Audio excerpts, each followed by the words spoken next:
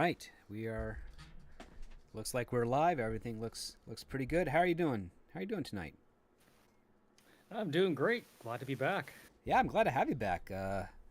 It's been a spell, but again, it's part of the rotation, part of the whole spiel we got going on here. But it's good to have you back, sir. I almost forgot to hit record, but luckily I hit record just in time for later for the redistribution of this show.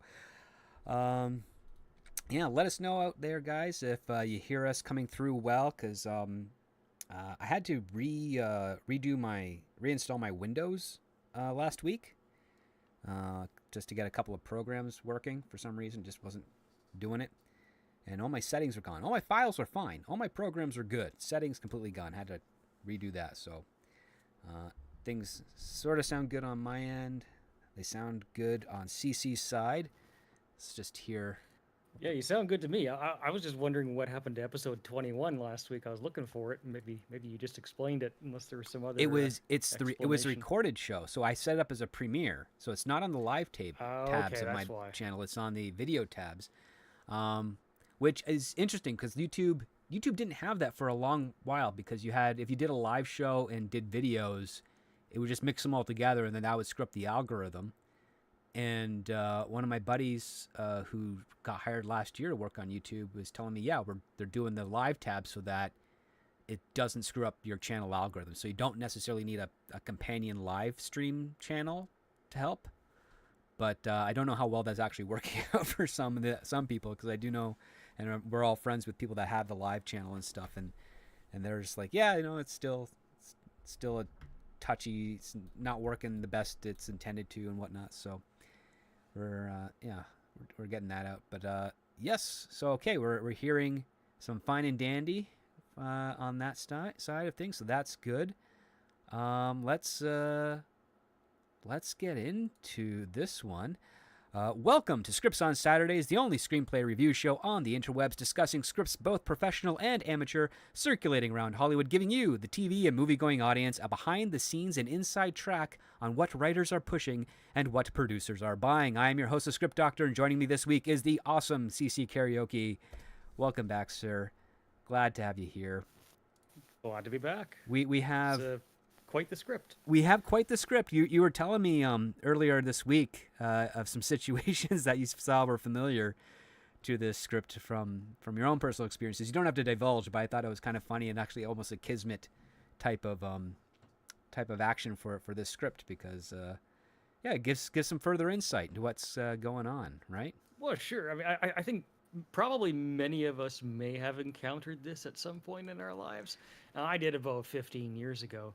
It's where you get, two ladies who are just best friends, right? Mm-hmm. But I mean, they don't have to, like, they can be straight women who are into guys, right? But they're so close to each other that they effectively already are, like, going out with each other, right? Because any man that would come into that situation would be the third wheel, would be interfering with what they already have. They're already kind of living together. They do everything together. They are the relationship. Mm-hmm. So there really isn't room for that standard, relationship. You can't really get a man into that, right? Yeah, it's So kind of like dealing with it- twins, except this type of pairing doesn't have their own twin speak language. Or at least I haven't encountered one like fair. that. Yeah. Yeah, because when I was in elementary school and all the way through high school, there were so many sets of twins. It was weird. It would actually be kind of like a rarity to find someone that wasn't a twin. That's how many twins there were growing up in my town, and all of them had their inside own jokes, their own languages. Yeah, they Sure. had their own little backwards pig Latin language crap, and then when I got to university, and you start meeting other things, and you start meeting those girlfriends that have been friends since like they were in diapers. They're as close as you can get to people without being in an intimate sexual relationship, and they're the only ones that never had that secret code language that I noticed, and I was like, it must be a twin thing. But yeah, that's kind of what our story is. Our script this week covers. It is called Better Half. It is written by Gaelyn Golde from the last year's 2023 Blacklist, placing in number 20th with 15 votes. CC, share with us the logline of this script.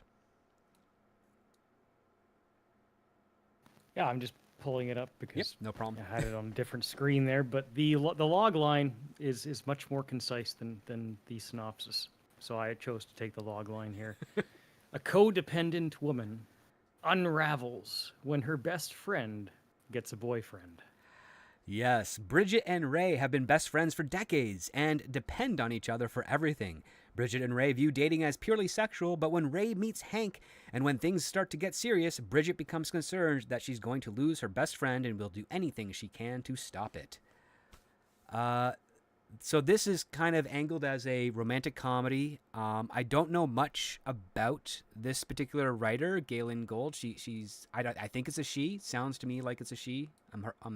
If I'm making a mistake, I apologize. But for all intents and purposes, given that this is a female-centric story, romantic comedy, and the writer's name is very feminine in nature, let's just assume that for now. This is the type of stuff that I would normally see traditionally with the Blacklist. Like, you get some people that are named writers, have a little bit of establishment to them, and then make the list and go from there. Then the majority of them are people you heard about in passing, but they haven't really made a mark, and that's where they take advantage of something like the Blacklist, and Gaelyn kind of fits into that.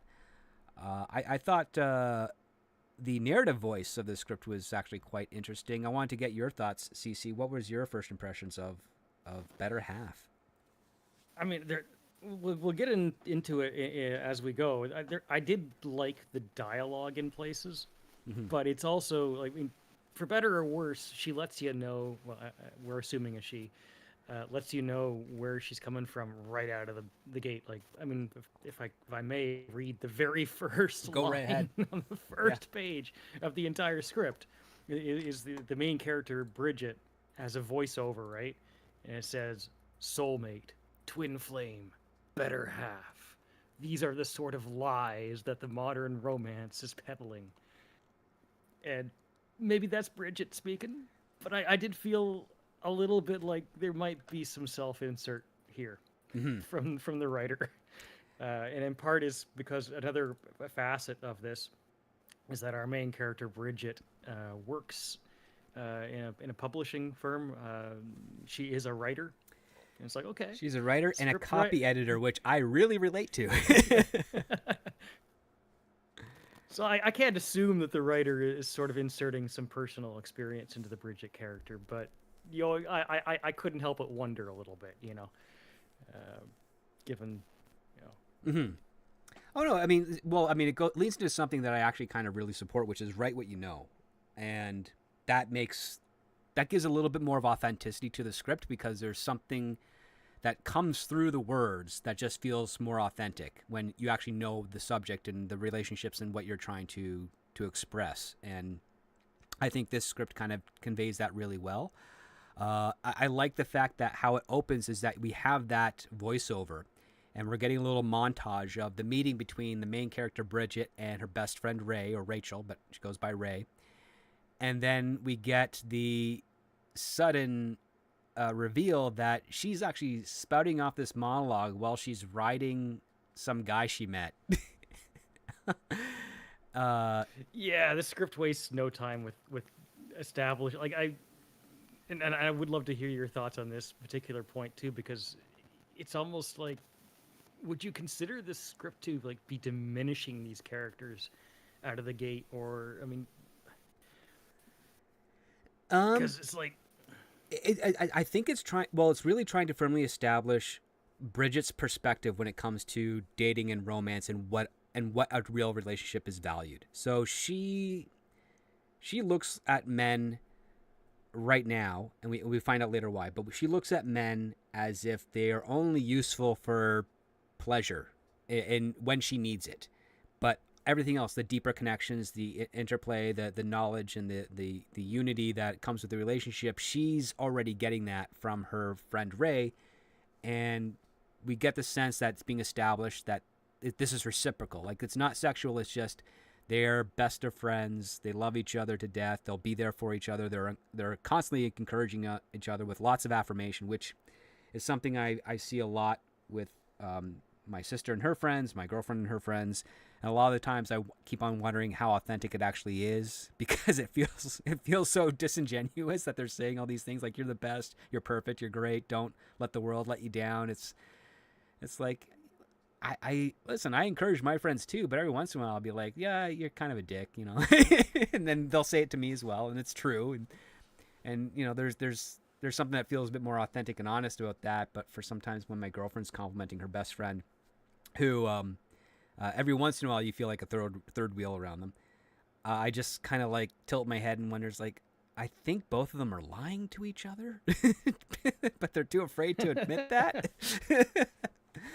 Because even though my girlfriend's never said a horrible thing about her friends, that isn't like, you know, a fleeting aspect. Like, yeah, she just couldn't fix her hair that day. We did everything we could to fix it. It looks terrible, but it looks better than what it was when we first came out. Like those types of comments. Like she's never actually gone catty behind her friends' backs with me. So I mean, that's one of the things I really liked about her, is that I've been in relationships where my girlfriend would tell me all the horrible things about their friends. It was like, why are you friends with them? Yeah, that wears me down. When Yeah, I get that, it's I'm like, if you're just talking shit about everyone all the time, you know. But with this script, we have Bridget and Ray, right? And I think you are hitting on a point there that it's setting them up as different people. Like I do believe that they're extremely close. yes. And I kind of wish the script spent more time establishing their relationship. It and we'll get into that. But I mean, just out of the gate, I do believe, like the way that it's written, I believe these are two very close individuals, but they're also different, right? Like you said, Bridget is just like when she needs to get some, she finds a guy, gets it, and then throws him out the window. Yeah. Whereas Ray is definitely established more as someone who actually is looking.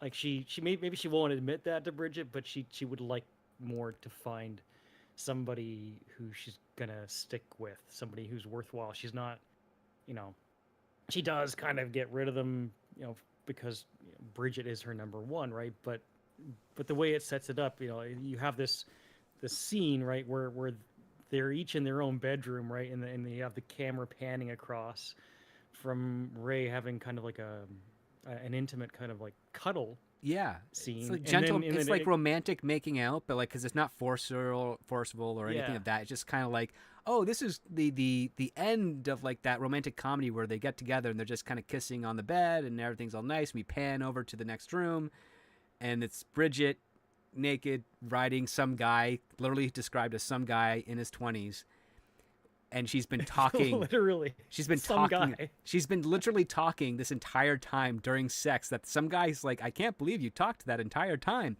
Like she reaches her climactic resolution, and he's just like, I'm still like, I didn't get to finish. And she's like, yeah, I don't care. Bye. Get out. Get your clothes on. Get out. I'm done. I'm done with you. And which is weird and funny because I've never known in my experience at least, I've never known a woman who, when she's done once, doesn't, you know, wait or at least want to continue until her partner has completed. Because, you know, women have a certain proclivity to benefits in the bedroom that men don't often have. So the fact that she's like a one and done, I thought that was interesting. It's like she's she's not going to ride it out to as far as she could. But it shows how kind of jaded she is, and I thought that was a really effective way to do it. And the contrast was there. There's a couple of things there. I think they had like a rule where you can do it with someone 3 times, and then you can't do it a fourth. At least that's Bridget's rule or something. It's like 3 dates. It's like you can be with them for 3 dates. Yeah. And then you have to get rid of them and find someone new. Otherwise, you might get too close. It's, you know, I felt a little bit of feminism in the writing. I'm not saying that as a necessarily a bad thing, because it's not. I mean, there's many different forms that takes, right? Right. And I have to say, like, the script gave me a really, really bad first impression because part of me was like, I started seeing things that you normally kind of see. I was like, okay, here we go. There's like on the third page of the script, the third page, there's a joke about reparations, Yes. and I'm just like, now to the script's benefit, it didn't end up going that way. I don't think in the end, but it was really felt front loaded with these things. And if I was somebody who was,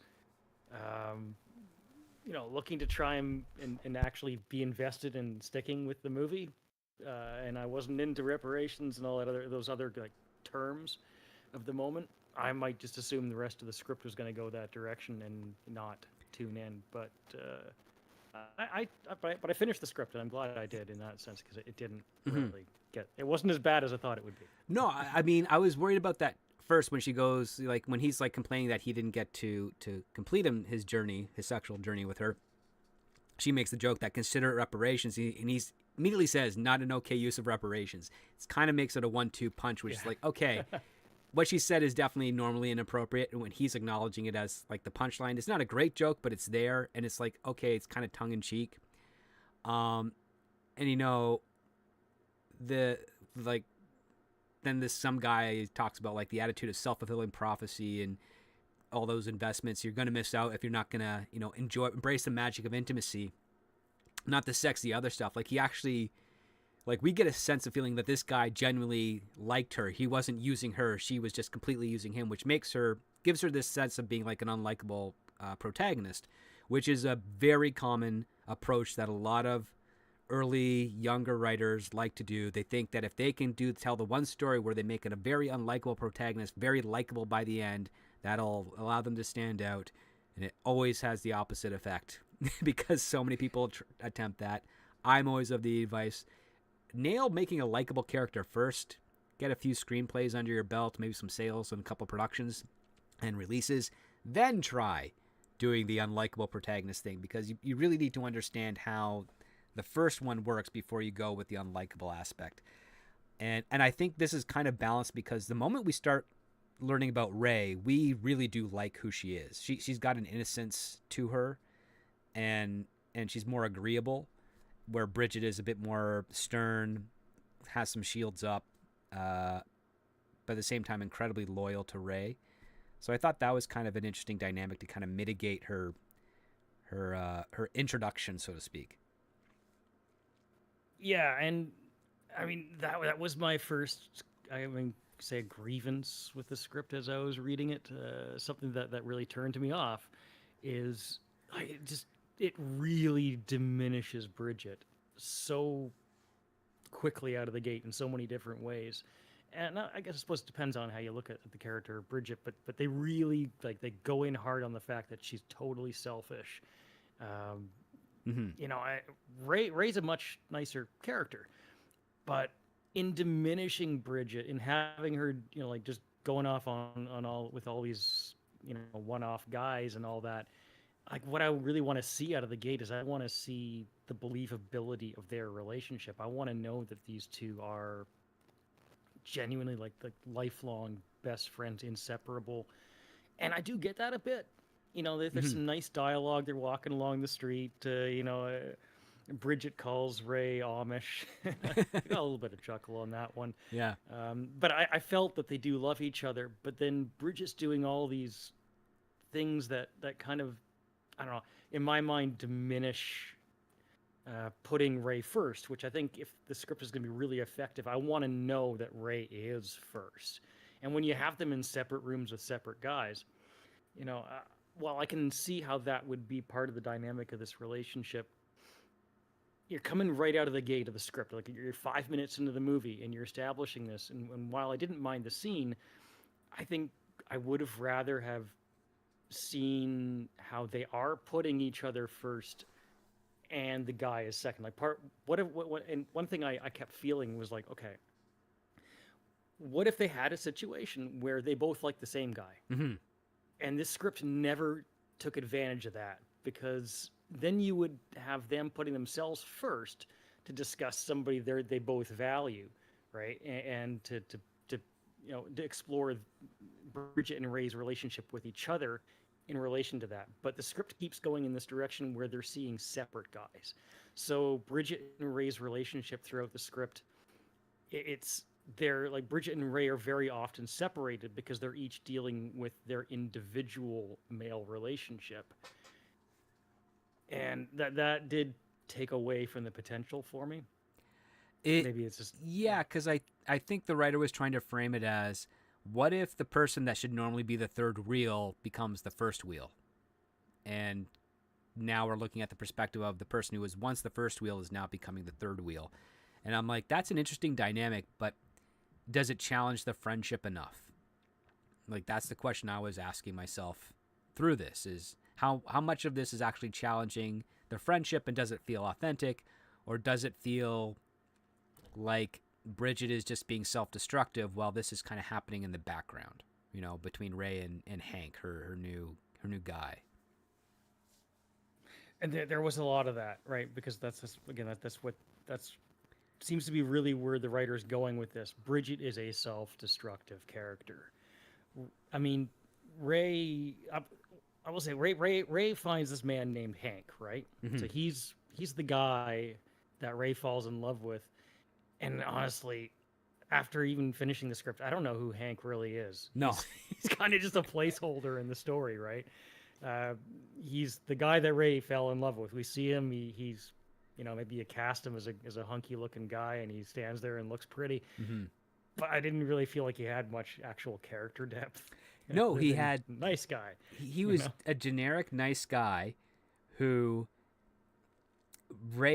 who Bridget almost knows nothing really about, but at the same time kind of does. It's like, it's all off-screen knowledge. So we as an audience reading it, and then if this were put into production, watching it, we would get no sense of who Hank is and why this is the guy that makes Ray happy. Yeah, so I definitely missed that in the script. I think it felt like what happened is that Hank just becomes the vehicle for Bridget to self-destruct. Right? Yeah, Instead and of it's Hank kind of being funny a complex character, and yeah, it leads to some there are some funny. I got a few chuckles out of the script, right? And some of it in particular to just watching Bridget get really jealous of this Hank guy. I have no idea who Hank is. I have no idea. I guess I have no idea why he's worthy of Ray's attention, really, other than he looks nice and acts nice, I guess. Mm-hmm. But he basically really is there for Bridget to just threaten see her. A threat. Yeah, his presence threatens her relationship with Ray, because Ray's starting to pick hanging out with Hank over the plans that they have done. And now Bridget, you find out, she has no other friends. Her entire life is scheduled around doing stuff with Ray. So when Ray is no longer there, she either does things on her own, or she starts going to Tinder and Instagram and stuff, trying to find guys to hook up with, that, just to occupy her time, so to speak. It's really kind of sad. But then when we get to Bridget's place of work, so she works for a publishing company. She works with an arrogant, her employer's an arrogant jerk. Actually, no publishers like that. So that was a little authentic. But she has like a very intimate team that she works with. One is Alex. He's this snarky guy who's got a body count as big as Bridget's. And like, he slept with all like the assistants in the company and a lot of the affiliates within the publishing world. And they get introduced to a new kind of assistant editor named Monica, who happens to be gay, but that comes out more naturally because Alex hits on her, and she's just like, no, I'm not into guys. I've got a girlfriend. And then it doesn't really come up again as like a point of conversation or anything of real, like, oh, look at me, I've got the gay character type of thing. It's just more like, nope, she's then now her own character where she's calling out Bridget's BS and building a friendship with Alex, where it's actually like, it's not sexual tension based. It's like strategy because they're given a deadline. By the end of June, they have to come to them, find a somewhat celebrity biography that they can publish and make money off of. And hitting every area they can to try and see who they could do something about. We get this interesting little conflict between Bridget and Alex when Bridget finds out that Alex makes several $1,000s a year more than her, even though they're the same job. But usually in those types of situations, you find out that the person that makes the most money has actually worked there longer. And that's the case. And you don't get a sense that Bridget has actually been here longer than Alex. That's why I was saying that the script felt a little bit front-loaded with some of these ideas. It gave me pause for concern, but it didn't persist, right? But we're 10 minutes into this movie, right? 12 minutes into the movie, something like that, yeah. And and you already have a few of these instances. Okay, here's your gay character. Here's Bridget complaining about the wage gap, and the boss man makes a very specific statement about how, don't you dare talk back to me. Oh wait, it was the guy who said who gave the advice, so it's okay. And he literally says that. Yeah, and Bridget calls, and I liked this line, but Bridget calls Alex the STD of the office, and my association with you is infecting me. That did make me laugh, but there are definitely some check marks checked early on. Yeah, it's kind of just covering the bases, but at the same time, I'm like, I know that guy. Like, I know that type of publisher. Oh yeah. I know the type of guy who, just like really was misogynistic, just hated women, and the fact that he had to hire some of them for his company, because we would do co-publications with him, and what's really funny is one of my partners that I was doing stuff with was a woman, and she's really, really good, and we'd go in and he would refuse to talk to her, and at one point I just excused myself to go to the washroom, and I just didn't come back for the rest of the day to force him to actually talk to her to get the contract completed, and she got it done, but it was like, yeah, it was like pulling teeth. And even the owner of our publishing company is like, we don't like having to work with them, but it's a government contract, so you were stuck with it. And but yeah, I was like, okay, I can kind of buy this because I relate to that experience, but at the same time, it kind of feels a little bit too on the nose. And the fact that he calls Alex the boy, I thought that was kind of demeaning too, because I'm like, okay, that's interesting, because he doesn't look at him like a man. He just says, yeah, you're the guy. I as somebody who hasn't been in that office situation, I believed it. It feels authentic at this point to me. But yes, it was just it was laid on pretty thick. Yeah, it was just too thick. It would be like if he said, "Oh, Alex said that. Sorry, I couldn't distinguish your both feminine voices." Like if he did that type of joke, because that would be kind of funny, because then he's insulting both of them. But yeah, this was a bit more like, okay, there's an edge going on here with that. But I mean, at least within the first 10 pages, we get set up a little bit of a premise for Bridget, which is that she's got to find a subject for a biography to publish by X date, or else she's most likely out of a job. And I'm like, okay, those are kind of low stakes, because really the stakes that this story is centered around is, will Bridget and Ray be friends as Hank starts to become closer and closer to Ray? Yeah, I mean, it's there. It's there for just the purpose of the fact that Bridget's going to put her relationship concerns ahead of her job, and okay, that shows me that she cares more about the relationship than her job, because at the end of the day, she can't focus on this deadline and on what's happening with Ray and Hank, right, at the same time, because this deadline is very time consuming, right? That is, at least that's put forward. There is a stake, I suppose, to that she has to put forth the work. She has to go and she has to go to, say, these parties, which the script has. She and Alex will eventually go to parties where these people are attending, because the what she has to write about concerns people who are going to be at these parties, right? Right. So she has to meet these people and talk to them and get the information she needs to, the contracts, whatever, to write about somebody's life, right? I guess it was an autobiography that she's being tasked with. It's not so much an autobiography. It's basically just a regular biography. So they're doing what's called a canvassing. So they hit various bookstores or book events and publishing events where people are pitching their manuscripts. And ideally from that, someone has a biography, or an authorized biography, an unauthorized biography, or some sort of story that they're pitching. And the idea is that as the representatives of this publishing company, they find something that they take samples of, read it, evaluate it, and then kick it up to the head publisher to say, these are my options. And if it's something that they like, they will then, make a deal, put it to print, get it out there, and make their money. It's something I'm very fortunate I didn't have to do, but I did know a lot of people that had to go out and do it, because you're basically like a headhunter, and you're looking for stuff. And what I find kind of funny is a lot of the areas that they looked for stuff are things that always do not return what they need. What really ends up working is when you get submissions sent in. People who definitely feel like they have a great story, they send them to you, you review the submission, then you make the evaluation there. Going out to look for something, you're always looking in the wrong places, I found, at least in my experience. Other people who might be listening to this who work in publishing have different experiences, I hope, and they can share that. But for me, it was always like, when my colleagues were going out on the road, they'd always hit the same venues, the same events, and they'd always come back with stuff that sucked, like that we couldn't use or put into anything. But every once in a while, I'll get someone that just sent to my email a manuscript that had nothing to do with what I worked in, which is mostly in education field.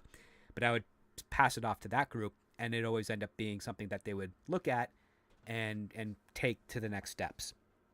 So that's kind of like how I saw it working out. So I'm always encouraging, especially if you're a writer and you're into novels and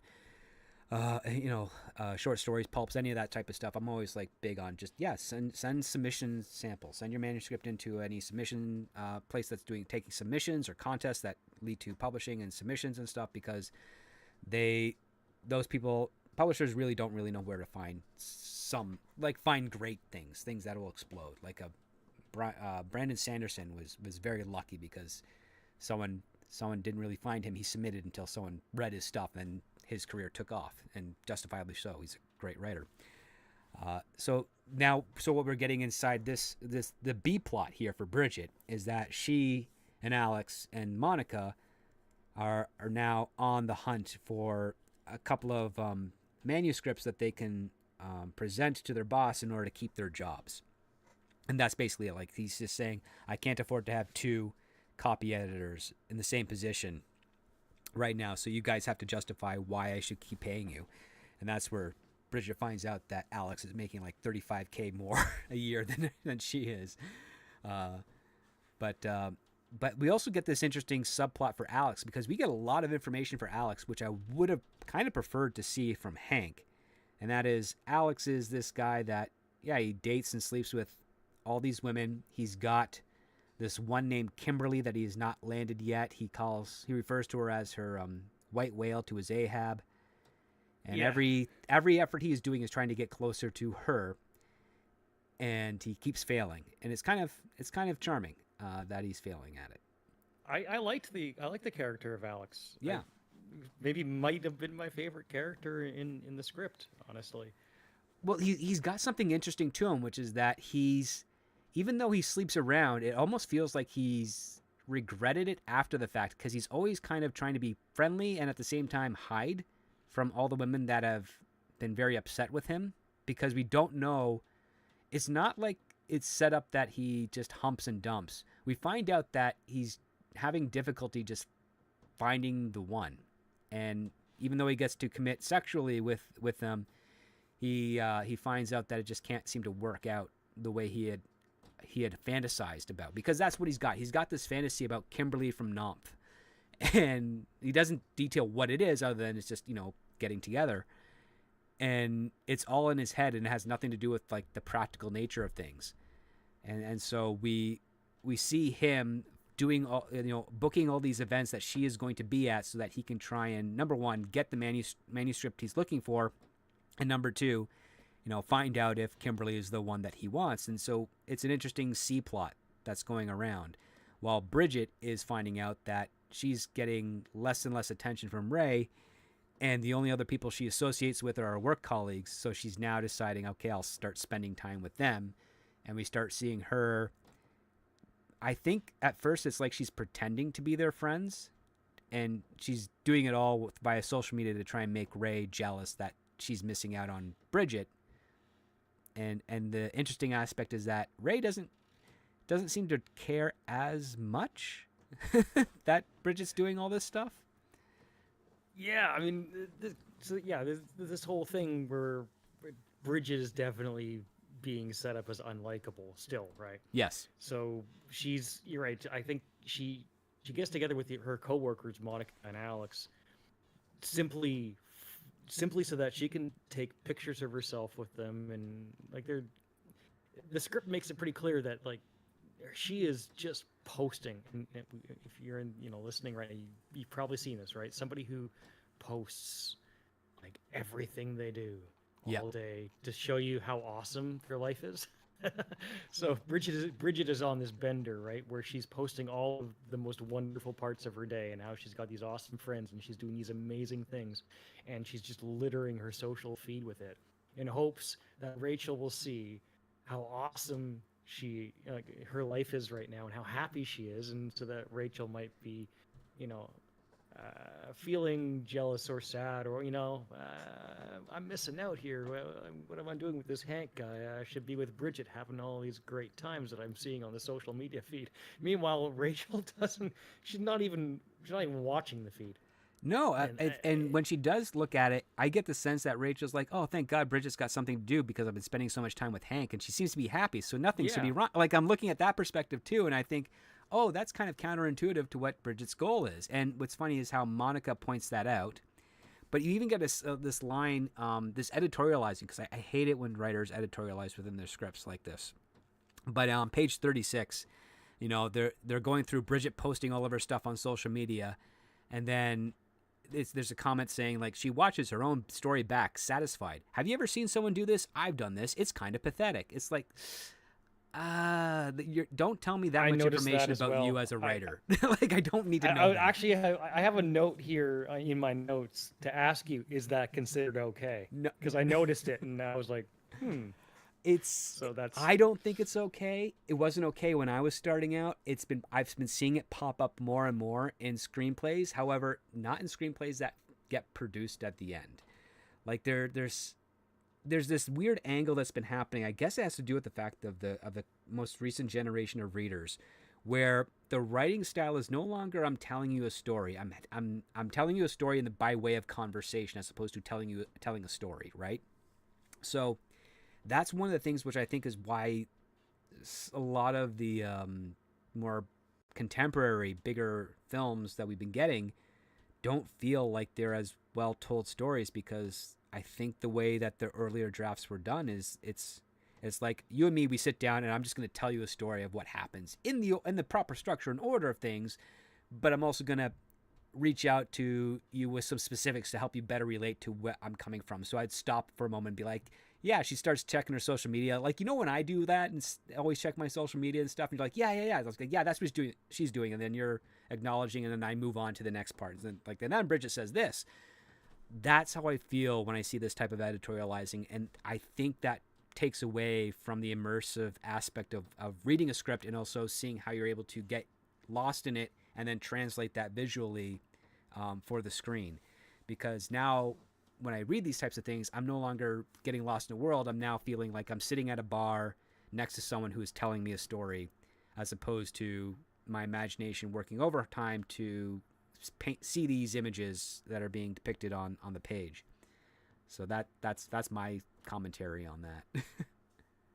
No, that's like when I was reading it, I got to that moment and it took me completely out of it, because here I'm reading this story and I'm in this world and I'm visualizing it, and then suddenly it's like breaking the wall. Was it the fourth wall? Yep. In a movie where the character suddenly stares at the camera and starts talking to you, and like there's times where I like that. I mean, I love it in. It's Ferris Bueller, Deadpool does it well. Yeah. But that's not. I mean, that's the exception. It's not the rule. You're not gonna just like. There's a purpose to that. And when I'm just sitting there reading a script and suddenly, I'm torn out of the world that I'm seeing in my mind, to have this sort of like side bit from the actual writer. I had to. And then, in the pages that followed, I started noticing spelling mistakes. Me too. And, so, so I started marking those down, and I was like, you couldn't just like, you know, d- really obvious spelling mistakes, like, There's a double A at the start of a yeah, sentence. I remember I that. had that. I'm looking for the other one. Yeah, there's a line that says, "What if he meets someone else?" And the else is spelled ELS without the E on the end. Yeah. And it's like, if you just proofread this even once with any care to attention, you're probably going to notice these and fix them. They're not egregious, but it tells me that you didn't even read through your own script At least like not on the one tail more end. time. Yeah, because I mean, like I've done that just recently, like all last weekend and stuff. In addition to reading this one, I was proofreading a whole bunch of other screenplays, and I found 3 or 4 errors. And then when I sent it off to get it read by a colleague of mine, they're like, "Yep, no spelling errors, you're good." It's like, great, finally, I've got a confirmation of that. Like it only takes a day or two to get it done. It's not too difficult. Like there's another one here where I think it's a grammatic error where it's like, maybe you help me game plan for Sunday, or maybe you help game plan for Sunday. It's like it's missing an identifier to make that actually feel like a flowing of a line. And it's like, okay, so I understood this as the writer spent the first 25 pages trying to get those to be the best they possibly could. Dot every I, cross every T, all those types of things. And then they gave up after that. And that's something I strongly recommend everybody never give up after that. If you think you've nailed your first 25 pages, work on the next stuff. And then once you get to that end where you do like fade to black in the end, if you already know those first 25 pages are good, start at page 26 and then do the same process over. Check your spelling, check your grammar, make sure that your prose and action lines are nice and short, terse, and effective. Make sure your dialogue doesn't have any bad formatting. Like there's a bad formatting error shortly after that where Bridget has a line, but it's indented in. It's like, what? Why? And it's like it's not even aligned where it should be. It's like this is basic stuff that you should be doing, but I think this happens when you get so excited about your story, your fingers just kind of get away from you, and your brain and fingers are trying to work in tandem, but they can't because one is operating faster than the other. And spelling mistakes happen, formatting and grammar mistakes occur because you're so committed to getting the idea out that you're not trying to get it out good or proper. And that's sort of what happened for the rest of the script. It was infrequent, but it's like when it was there, it's like, oh crap, okay, I see what's going on here. And it was kind of like, okay, this is kind of where she stopped paying as much attention as I'd have preferred her to keep going. And I feel the passion from the writer in the script. There was, she's definitely like, she gets onto some parts where there's some really nice dialogue, some quick dialogue. There's also some parts where a character goes on a monologue, which could be cleaned up. But it comes to that point where it's like the script needs a couple more passes. It needed just a little more attention because there are some good ideas. And on page 47, she's at one of these parties, right? Because Bridget, like as we mentioned, setting up the scene, Bridget is going to these parties with her coworkers Monica and Alex, while her friend Ray is going out with Hank. And there is that tension because if Bridget's not with Ray is building this relationship with Hank, and Ray's drifting away, and Bridget's losing Ray, so she's getting more and more desperate, and she's paying less attention to her job, the thing that is paying her bills, and she's paying more attention to Ray. So what's she doing? She's at this party, right? And she wants Ray to see everything that's going on at the party. So she's taking these pictures of the random strangers. She's getting drunker and drunker, and she's live streaming. And it mentions in the script that she's live streaming herself at this party with Monica and Alex, and she's totally plastered. And I think there's some great comedic potential in this scene, right? Right. But the script also makes no attempt to show us what the ramifications of that are. Like, who's watching the live stream? How is this impacting other people in Bridget's life? It never does anything. It's without consequences. Yeah. like the next morning, Ray is looking at her laptop and maybe seeing some of the stuff that Bridget posted, but it doesn't, like in the moment that that Bridget is actually live, we never know who's even watching the stream. It has, yeah, there's no consequences, there's no impact whatsoever to it, and it's just a missed opportunity to if you're gonna go in that direction, lean into it, right? Mm-hmm. Don't just say, well, she's live streaming and then forget about it. I think that's the kind of thing that a little more polish on the script could have brought out more. Yeah, I see that. It's just it's basically we're seeing a bunch of causes and effects that are intimate to Bridget, but we're not seeing the effects of the world around her and how that impacts her. Like when as she's getting drunker and drunker, we cut to her. She's making out with some 65-year-old guy with a very long beard who I think is a doctor or professor. They don't know, but he's clearly someone that's kind of hosting or at least higher up in this echelon of a party. And Alex ends up having to essentially give up his opportunity to get with Kimberly to take Bridget back home because she's clearly in no condition to do it herself. And this is where we start getting the obvious setup, because as soon as they introduced Alex in the screenplay, I'm like, okay, this is going to be the guy that Bridget falls for. It's just blatantly obvious, but that's kind of par for the course for romantic comedies of this type. And, you know, he's like, Bridget is literally the only woman at the office that Alex has never hit on. And he justifies this to Monica because they are in the same position and they work together as partners, as opposed to all the other women that he's interacted with. There's some sort of degree of status separation that allows it to be easier for him to pursue them and not with Bridget. And so when he does finally take her home and she is drunk off her knocker, she passes out in his arms, and he carries her up to her apartment, unlocks the door, puts her in the bedroom, tucks her in, leaves a glass of water, and is about to go. And then Bridget's like, just stay here for a bit. And she just talks about, like, you know, her perfect guy. And you think that she's describing Alex. And then she starts going off on, like, you know, he's very rich. He comes from a wealthy family that is, you know, environmentally friendly or some sort of garbage like that. And it's all very absurd. And he just kind of, like, you know, he doesn't do anything. He just kind of sits there and waits until morning. And then when she wakes up, he kind of leaves.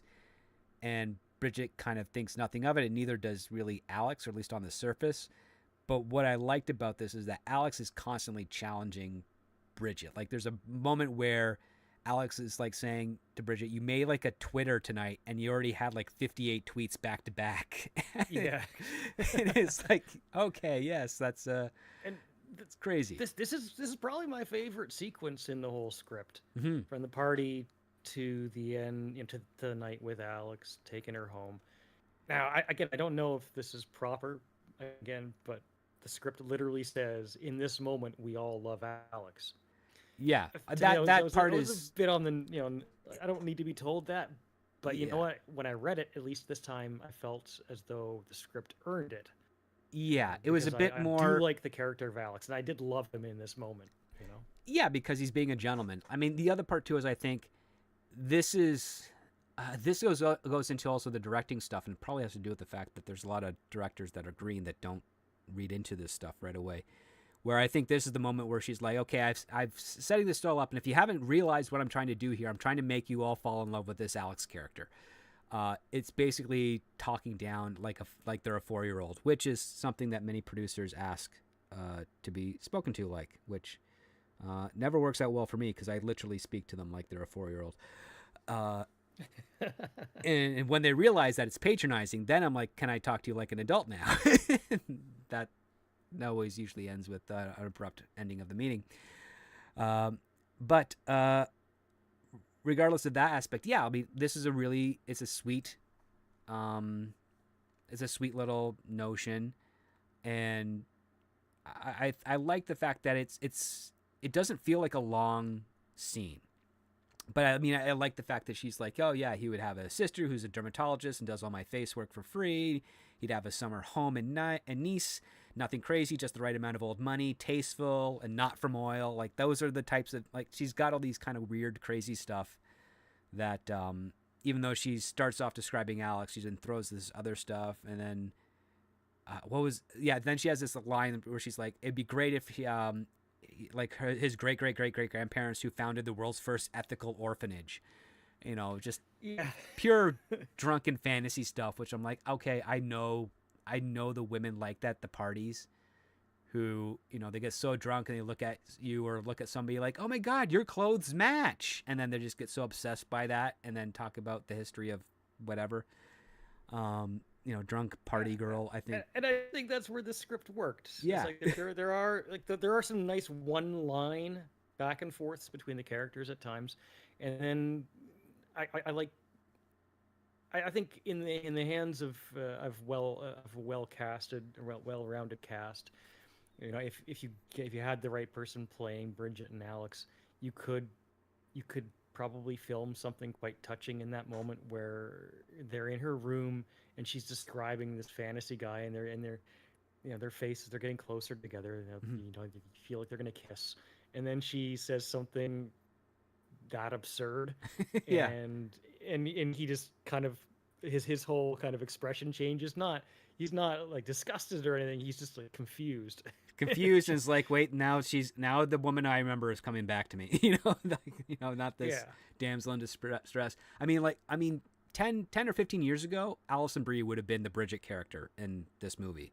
From Community, she played Annie on Community. She's done a bunch of stuff. I could see that. She would probably be the one that this would fit right in with her, because she's the type of actress that has an innocence to her and a charm to her where you could tolerate her being selfish, because she would probably convey it with the motivation of the selfishness is really just in protection mode for Ray, which doesn't really get established here in the first half of the script, but you figured that out later when we get Ray's parents involved. And Ray's parents absolutely love Bridget. They consider her their other daughter.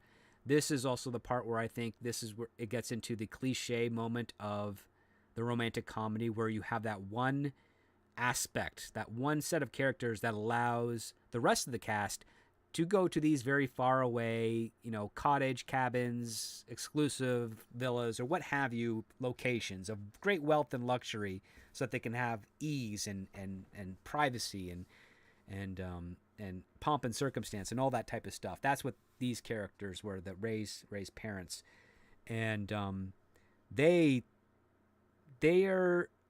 have this running gag where they are Jewish and they love seeing stories, movies, plays about the Holocaust and Holocaust survivors, which is a little morbid. But I understand that, being Jewish myself and having a lot of people in the community kind of say such things as that. But I felt like it needed a third joke, because they only did two. Like they did the first one was a movie, and then the next one was a stage play. And then after that, they talked about Wicked. Like that was your third part. They went to see Wicked, and Hank is crying and singing along with Ray, who's crying and singing. But Bridget's just, she's enjoying herself, but she's not, crying, but she's trying to fake cry, which was weird. There were a couple of nice callback jokes in the script, like with the massage parlor. Bridget and Ray early in the script. They're at a massage parlor, right? A couples massage, yes. It's specifically a couples massage. Yeah. So the staff kind of like look at each other in a foreign language. They're like, "Oh, it's okay. They're lesbians." And then later in the movie, they go back to the couples massage parlor, except this time it's Bridget, Ray, and Hank, and all three of them were holding hands. So yeah, like Ray's in the members. middle, and then Bridget's holding Ray's hand, and then Ray's holding Hank's hand, and the massage people seem to feel like this is really weird. So I like that. That gave me a chuckle. I think the script did that well. I didn't know what to make of the Holocaust part. That kind of went over my head a bit. Yeah, it was. I mean, I understood the joke. I mean, it just reminds me of when I was a kid and Schindler's List came out, and all my family's friends that were Jewish were talking about how great of a movie it is, and it is a great movie. But it was just, they were just kind of going over and over again. There was the first kind of joke that actually did really make me chuckle, and it was a little meta, but it was good, is Bridget's complaining how she can't go home because Hank is there. And she's saying, like, it'd be way better if they would just go out more often because they're always watching a movie on the couch with Ray. The couch isn't for a private date. Go to the theater. The industry is dying. I'm like, that's kind of funny. Yeah, I like that too. Yeah, That was, I'm like, okay, so this writer does actually have a good sense of humor and jokes and I mean, like, it's a very honest type of monologue that she has, in the sense that, you know, she doesn't like her home being invaded by Hank, and if Ray and Hank are going to be together, let them do it without her around, so to speak. there's a bit of an opportunity there for them to go on the Seinfeld episode joke too. It's like, all right, they go to the theater and they watch Schindler's List and start making out. Yeah, it's like, yeah, they're going to some sort of drama, and it's like they were making out during that. Yeah, they, Bridget doesn't want them at home. You know, it's taking up the couch.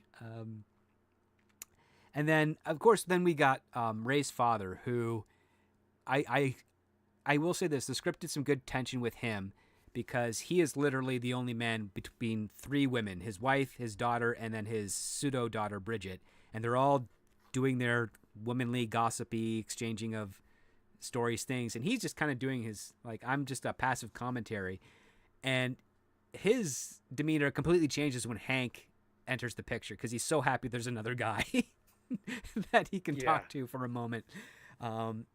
Not about, which is, again, where I would like to see more development for Hank. Yes, it just feels missed, you know, right? It's first of all, that would give a whole lot more impact for me as to, well, first of all, Ray's character, and how that impacts Bridget. You know, there's some missing links here, right? Because, like, we spend so much time between Bridget and Alex and Monica as a separate story from Ray and Hank, that we don't get a lot of time between Bridget and Ray. We do get a little bit. There's a nice little part after the party, and, like, again, that part of the script we were talking about where Bridget's at the party and Alex takes her home, and then there's a nice moment between Bridget and Ray, and everything's back to normal the next day. So I liked that sequence, but so much of the script features Bridget and Ray being apart that we're not getting development of them together.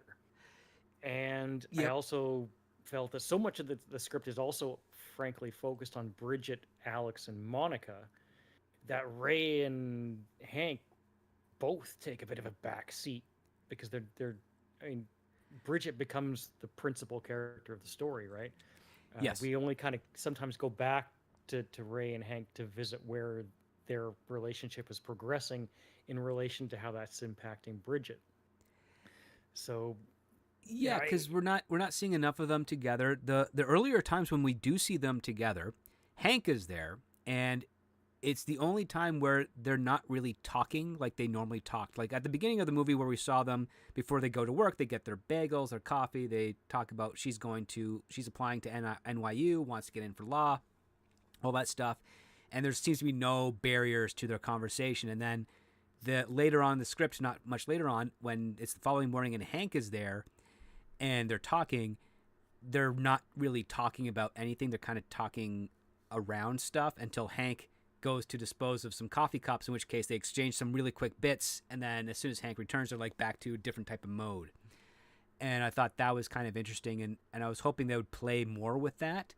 Like, it would have been an interesting gag where every single time they wanted to say something to each other, they'd ask Hank if he could go get them something or go take care of something really quick, so that they could have that moment and not just tell them straight up, hey, can you just go away for like a half hour, an hour, so we can actually have our girl talk without worrying about what you hear.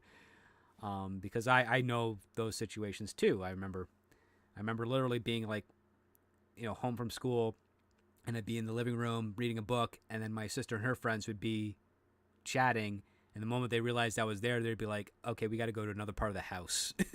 It's like, I have no care what interest or whatever you're talking about, but for some strange reason, just a man being around was is antithetical to the ability to have a conversation.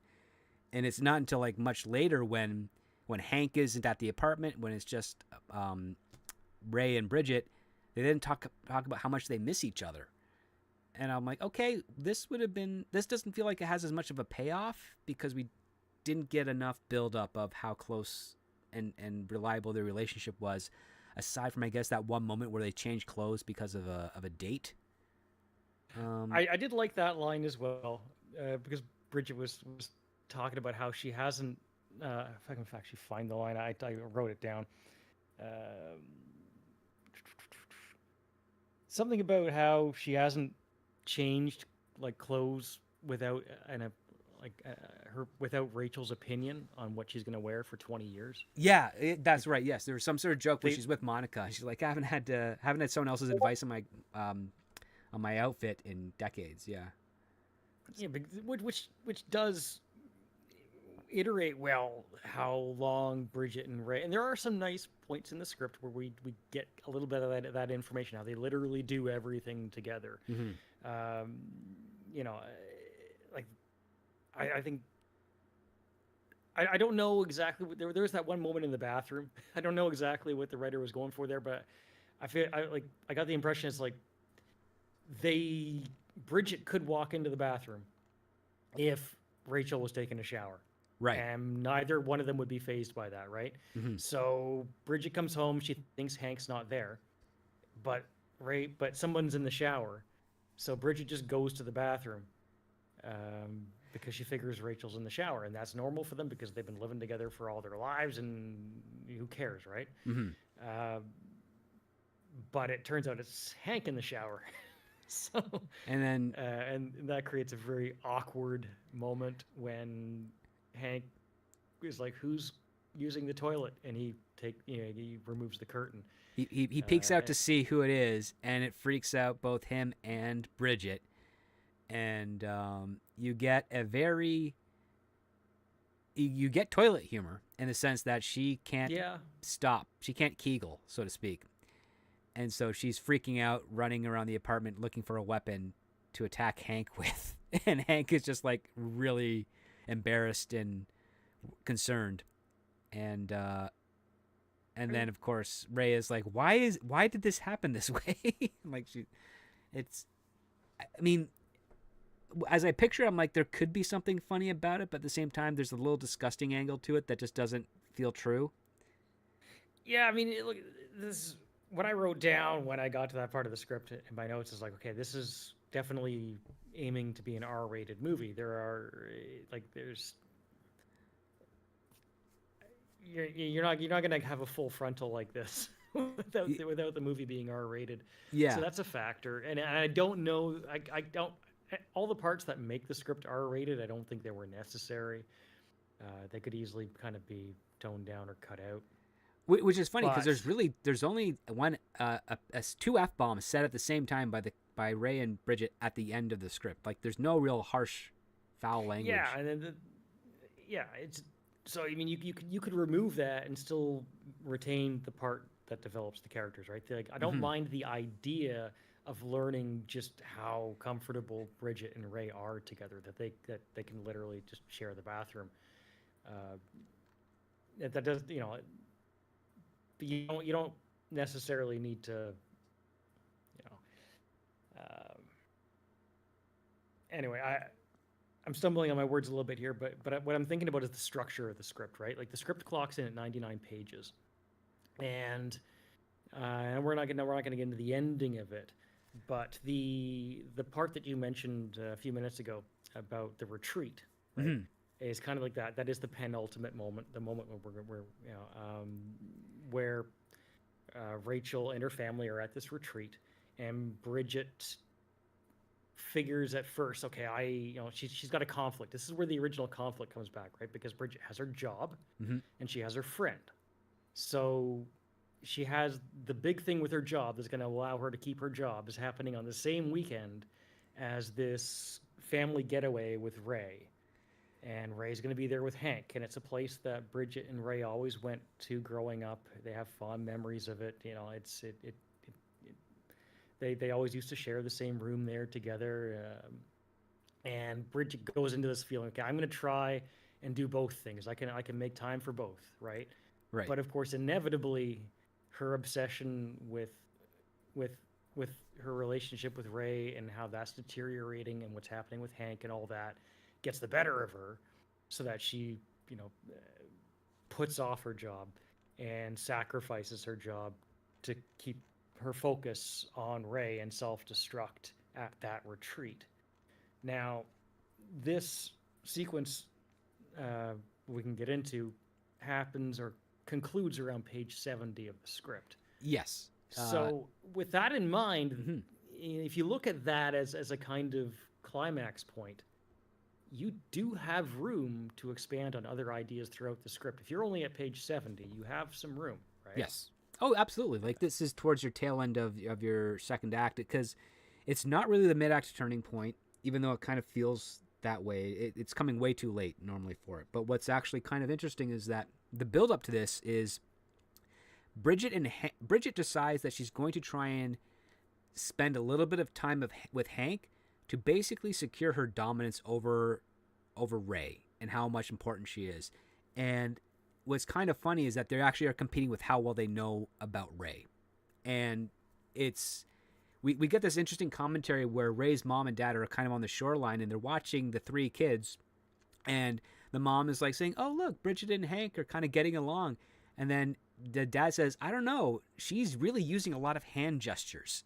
And that made me laugh. Like that. Yeah. Because I'm like, I know exactly what that means. That's her freaking out at a guy.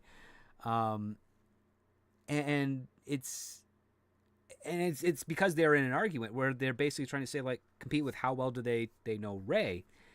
And Hank knows a lot more about Ray than what Bridget realizes. And when Bridget realizes that Ray is actually not going to NYU, but she got into Stanford and is moving out to California, that breaks her heart. And it causes a fight where they fall off the kayak. They're in the lake. We find out Hank's not a very strong swimmer, but it's only 8 feet deep, so he's going to be okay. And the two girls have a physical fight. Like, it's not a harsh one, but it's like, they try to drown each other not drown each other, but, play drown each other. Like, dunk their head under the water to say their thing. They rise up and retort. And it really leaves them all into a place where it's like, oh my God, is this the end of this is a big fight. It's over a guy. Is this going to be the end of their friendship? And Bridget ends up, texting and calling Alex and Monica with like SOS emergency. And they, of course, bolt out there to get her. And this is like 2-3 hours outside of the city. And so it's a big deal for them to drop what they're doing to go get Bridget. So you can tell from that aspect that at least Alex and Monica kind of care about the friendship that they have with Bridget. But Bridget at this point we learn rather quickly she just was kind of using them. And then we don't know what the status is going to be between Ray and Hank.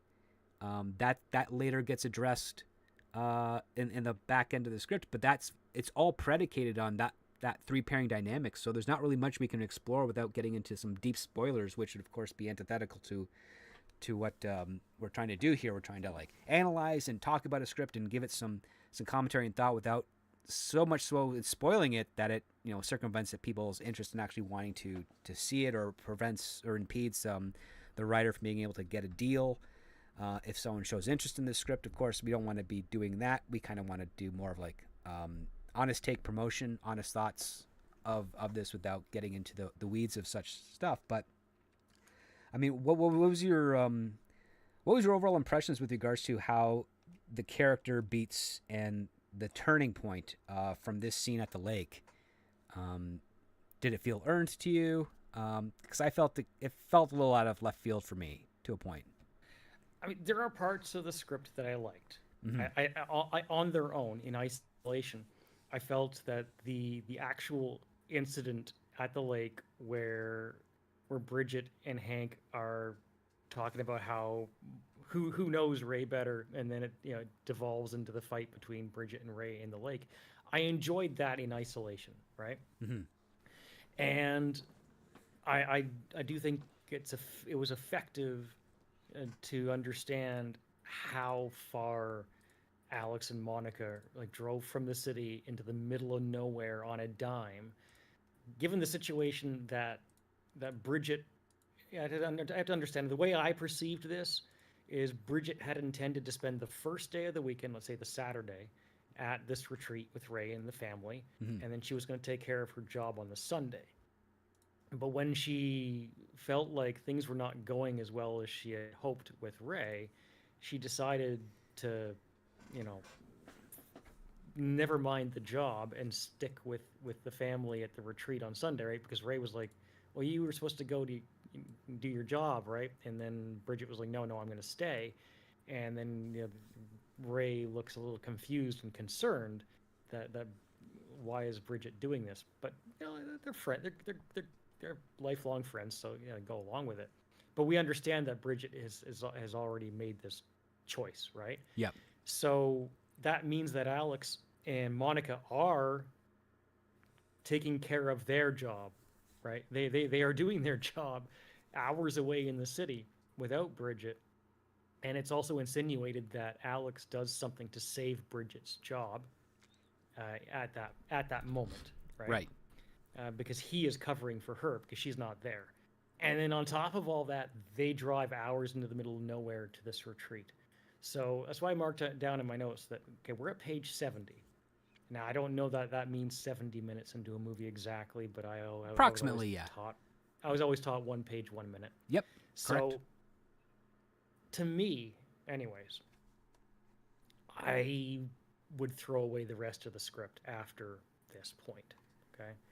And we're not getting into spoilers, but if I was taking this and creatively, trying to flesh it out and give it another pass, I would make the retreat the final big kind of like, or maybe the second. Like I would keep Monica and Alex at the retreat and further explore that night with everybody in the same place.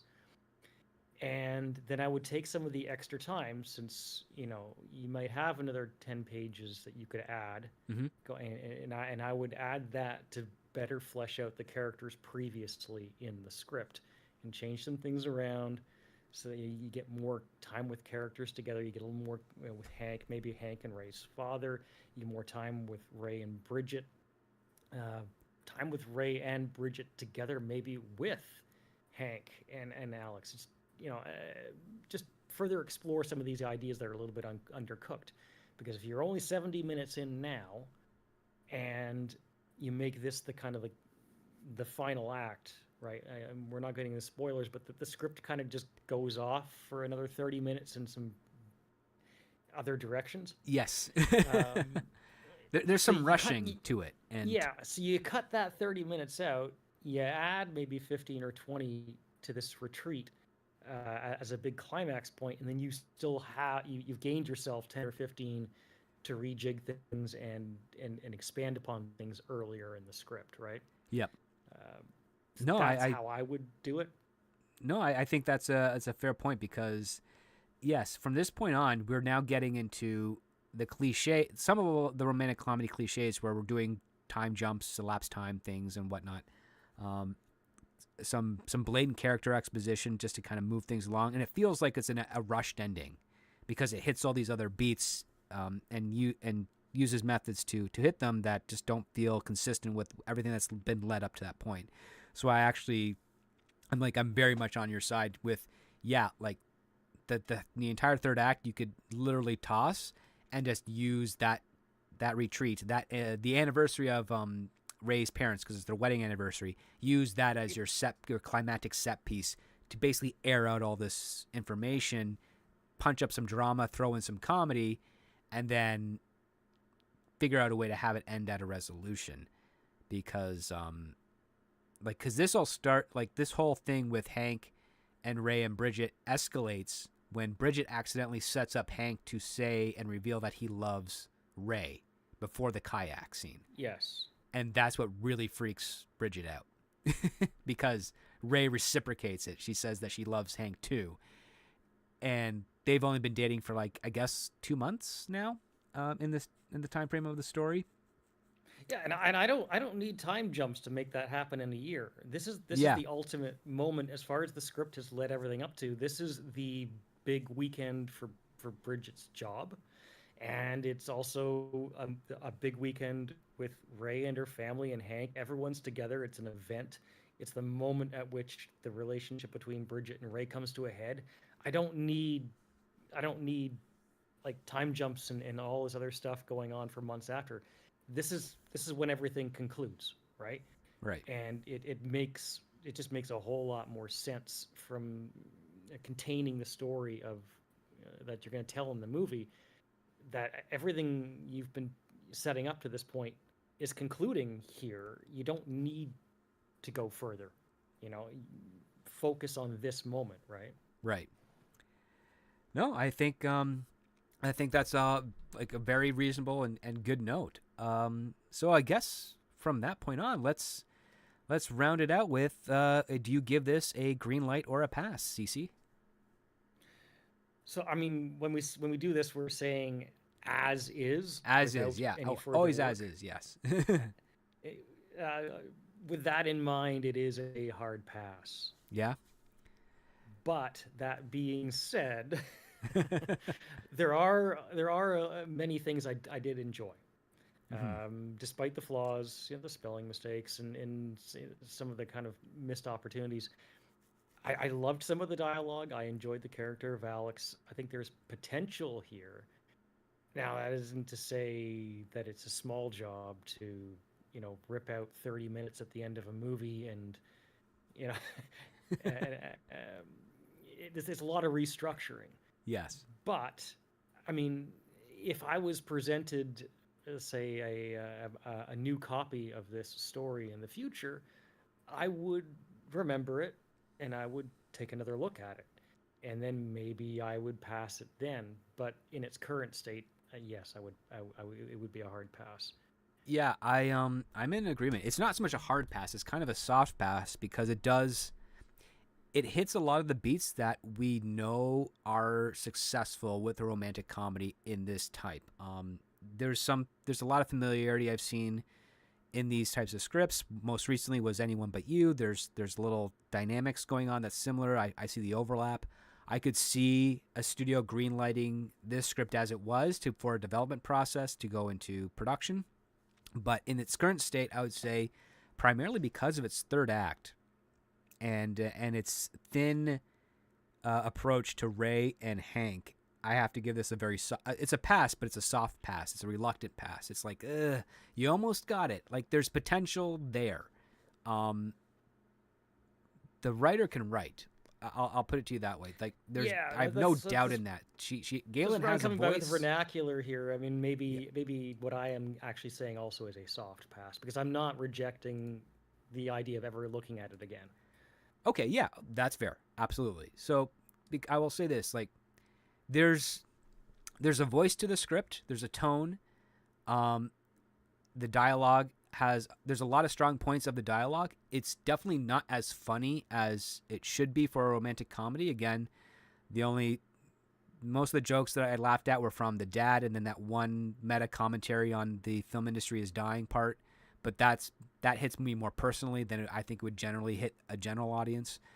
So I think there's something there. It definitely needs to be punched up quite a bit, in my opinion, for this to be a type of rom-com that people will actually really, really like. But I will say this. The potential is there, but it is a reluctant pass for it. I do think Gaelyn Golde has great potential as a writer, because I couldn't find much else written by this person, and this being the first script that I've read of them, it was not a slog to get through. I mean, it was wordy, but it was a very quick read for me, at least, by comparison.